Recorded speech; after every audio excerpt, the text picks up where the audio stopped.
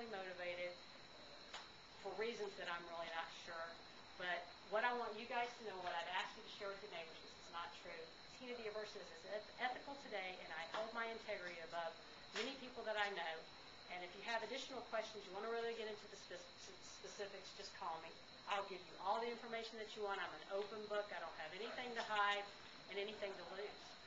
So if you want to know more, just give me a call. But my opponent, the difference between myself and my opponent, and they're going to ask these questions a lot when you're in a campaign, for those of you who have never been in one, they say, what makes you different? Why should you be there and your opponent not? Well, first of all, I've been your city council member for 3 years. I've done a great job. You've never heard me.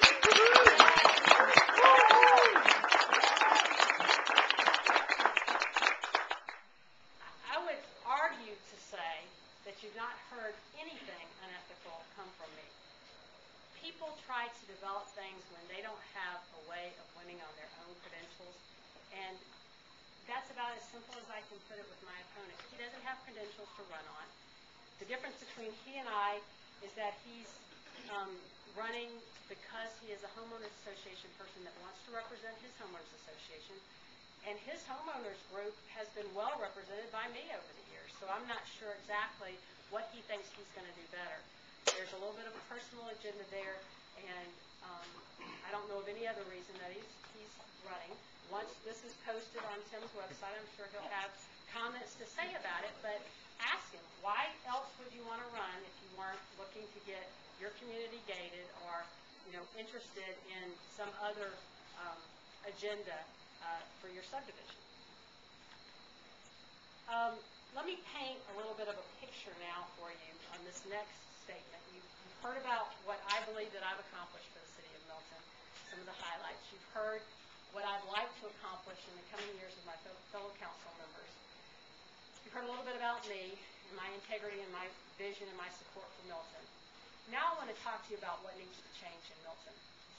Last Saturday evening, I was invited to Crooked Creek subdivision, and as a council member and mayor pro tem, I RSVP'd to the invitation. The invitation was to come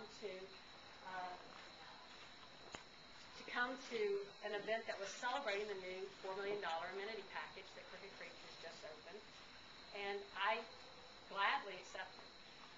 It's been a group that I have supported. I have many friends in the subdivision, many appointments to boards in the city of Milton, live in the subdivision, and I went knowing that my opponent is the treasurer of the homeowners association. But I am the council member. You've got to stand for what you believe in, and my support for Crooked Creek has not changed one bit just because they've got someone in their subdivision running for this political seat.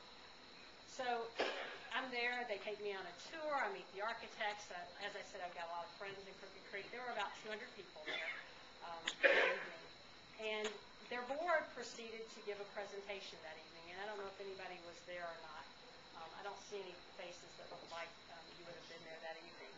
But Council Members Thurman and Council Member Lusk were there.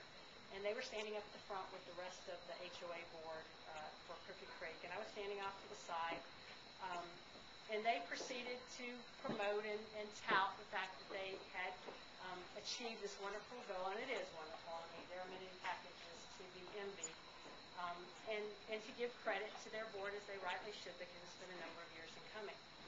Well, they get around to the part where they're going to give credit to the treasurer for securing the debt, the $4 million debt for the amenity package, and as I said, that's my opponent.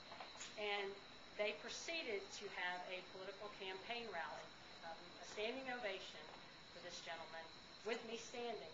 Now, off to the side, but standing, and having been introduced and thanked for coming as mayor pro tem and as a council member representing District 5. Several of their board members mentioned that Mr. Longoria was to be their first council member.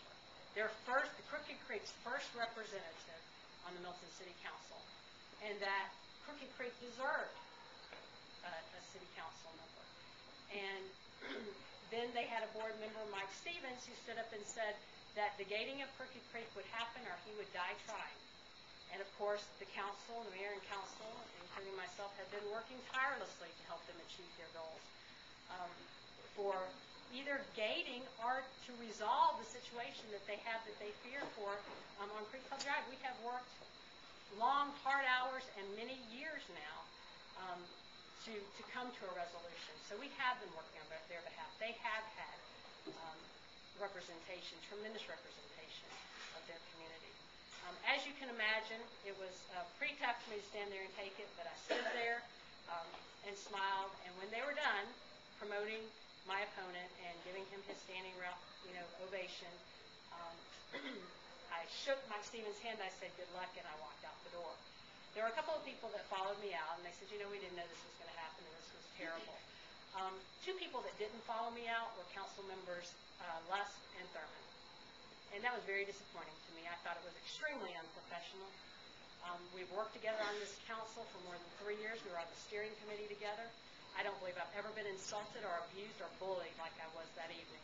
And I hold them personally responsible because they were there and they supported it with big smiles on their face.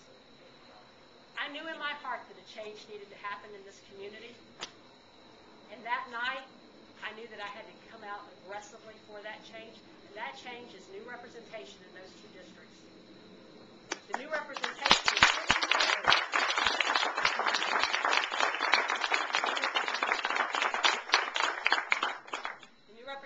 is here tonight. I'm supporting Al Trevelyan for Councilmember Lusk's position, and come on up here, Al. And Bernard Wolf for Councilmember.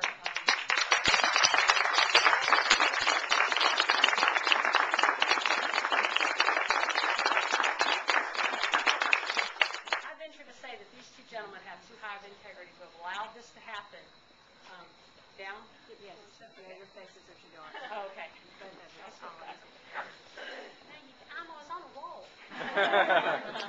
Seriously, it impacted me so greatly. I said, I've learned a little bit about these gentlemen. I knew Al because he had been on CPAC and had been very outspoken for a group that we ended up firing from the city, and he was the first one to bring it to our attention. So I knew a little bit about these guys. I knew that Bernard lived off of Lackey Road and that he was encouraged to annex into our community because I stood alongside Councilmember Thurman in asking those properties to annex while we were still unincorporated and becoming a city. So I said, let me go.